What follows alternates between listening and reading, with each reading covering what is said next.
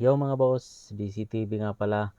At ito ang gagawin ko ngayon mga boss, Honda Civic na bigote. At ang gagawin ko dito mga boss ay maglilinis ng injectors mga boss. At ayan mga boss, kinakalas ko na ang injectors niyan mga boss. Ito nga pala ay naka T15 so. At ayan, shoutout kay boss na galing pang Tanawan, Batangas. Pumunta dito sa Lipa City sa One Day Auto Shop para magpalinis ng injectors mga boss.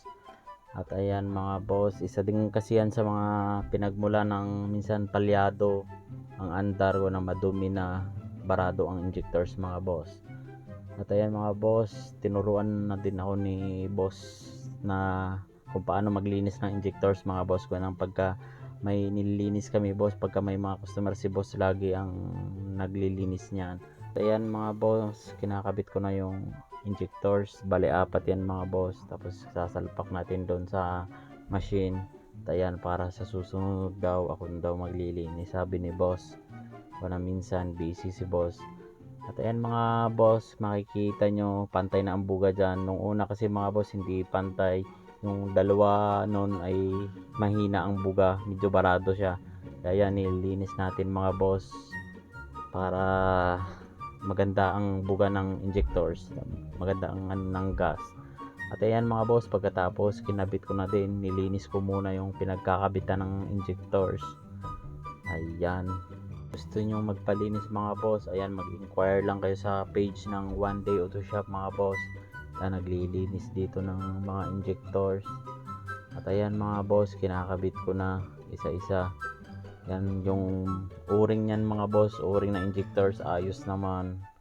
Kung ano pa, yung malambot pa ang o-ring, kaya yan, kinabit na natin ulit. Ayan, shoutout kay boss na galing pang Tanawan, Batangas. Ayan, kagat labi pa ako dyan, talagang gigil na. At ayan mga boss, tapos na naisalpa ko na yung injectors, tinotornilyo ko na lang mga boss, tapos sasalpa ko na lang yung socket. Ayan, first time ko nga palang maglinis ng injectors dun sa machine, pero yung pagbaklas kabit ng injectors mga boss dyan sa makina, maalam na tayo dyan mga boss. At ayan, napakalinis ng engine bay din ni boss, siya na daw ang nag wire tack nyan. At ayan mga boss, napaka forma din. At ayan mga boss, kinakabit ko na yung socket, tapos ko na ikabit ang injectors. Ayan, tapos na mga boss, na ikabit ko na, nalinis na ang injectors. Ayan, kita nyo naman ang makina ni boss, malinis ang engine bay, naka wire tack yan mga boss. Ayan, napaka forma. Shoutout nga pala sa mga taga Tanawan, Batangas. At ayan mga boss, maraming salamat sa suporta, sa susunod ulit.